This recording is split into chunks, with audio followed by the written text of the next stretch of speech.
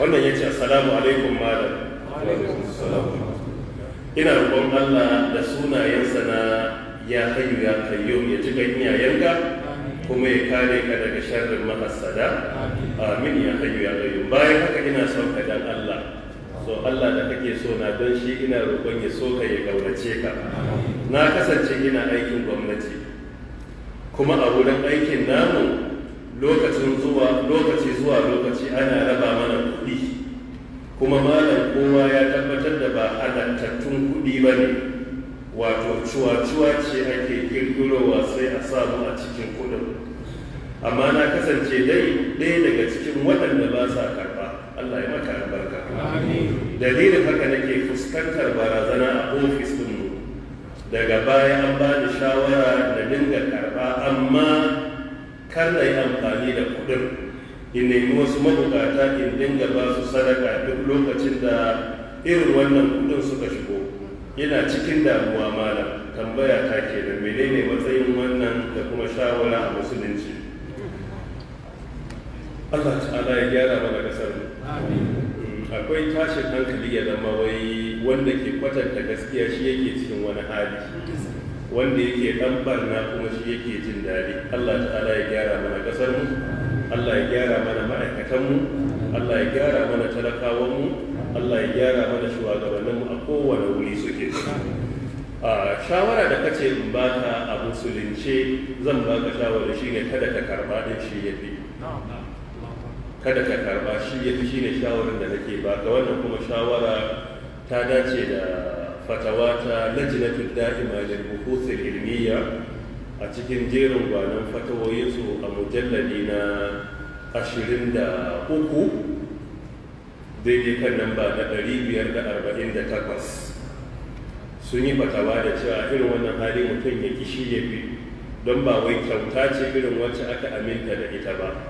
Wani abu ne da kai da kanka ka sauwaka mana ka ce kuɗi ne na me na cuwa-cuwa, don haka ka sauwake mana bincike akan menene asalin kuɗin. Tun da kace na cuwa-cuwa ka tabbatar da kuɗi ne na haramun, kuɗi na haramun kuma abun a nisance shi ne, kar ka kuskura ka karɓe shi. Ka tabbatar da cewa iya halal kake ci amma haram ba ka ci, ka yi iya ƙoƙarin ka nisanci haramun. A fatawar da suka bayar da su da malamai da yawa suna kafa hujja da irin wannan haramcinsa da hadisin Ibn Lutubiyya, yana cikin aljami as-sahih na Imam Bukhari, hadisi na 7174, wanda yake ma'aikacin gwamnati ya zo da wasu kuɗi da wasu dabbobi da manzon Allah ya fahimta ba na halal ba ne, wanda shi yana ganin su albarkar ofis ne, ya zo ya ce haza lakum wa haza lakum wa haza uhudiya ilayya. Manzon Allah ya ce afala jalasa fi baiti abihi wa ummihi hatta ta'tiyahu hadiyatuhu in kana sadiqa. Me yasa ba zai je zauna a gidan mamarsa da babansa a kawo masa ba inda gaske yake? So da wannan hadisi na Ibn Lutubiyya malamai da dama ba sa ganin halascin wannan, musamman da kace cuwa-cuwa ne. Wannan shine abin da ka sauwaka mana amsawa da abin da ya dace shine in mutum ya rike Allah, Allah zai ba shi mafita. Duk halin da ka shiga a wurin aiki ko da an yi mai gaskiya ne, to ita gaskiya ba a ganin ta a rana, kullum a inuwa take, ko ba daɗe ko waje ba a taba ganin a ce wai gaskiyar mai gaskiya ta kare ba, sai dai karyar makaryaci da zuke ta mallan mai zuke ta mallan suna karewa, amma mai gaskiya gaskiyarsa ba ta karewa.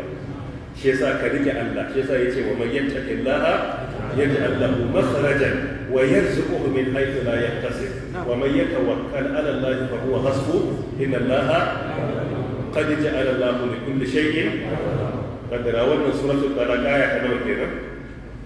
Bangaren aya ta biyu, karshen aya ta biyu da aya ta uku. Allah ta'ala ya ce duk wanda ya rike Allah, ya yi takawa ga Allah, Allah zai ba shi mafita. So kula ga wannan nasiha da ke maka yadda kace ba ka karba tun da ka san ba na halal bane wannan, to ka takaita zuwa ga abin da ka san halal ne, addinin kai halartar maka duk abin da yake haramun ka nisance shi. Allah ta'ala ya ba mu ikon nisantar haramun a kowane hali muke. Allah ta'ala ya kara ma kariya kuma ya karfafe ka ya taimake ka da mu gaba ɗaya da kowa da kowa.